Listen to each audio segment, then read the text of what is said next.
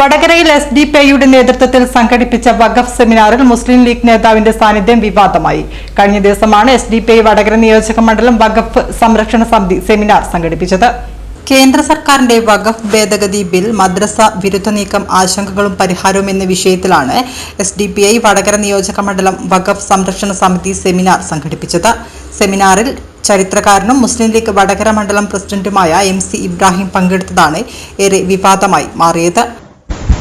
മുൻപത്തിനെ പറ്റിയുള്ള ചർച്ചയിൽ ഞാൻ പറയുമ്പോൾ എന്തായാലും അഭിപ്രായ വ്യത്യാസം ഉണ്ടാകുന്ന ഉറപ്പാണ്. ഇപ്പോ ആർക്കും ഒരു അഭിപ്രായ വ്യത്യാസമില്ലാത്ത കാര്യങ്ങളാണ് ഇവിടെ പറഞ്ഞിട്ടുള്ളത്.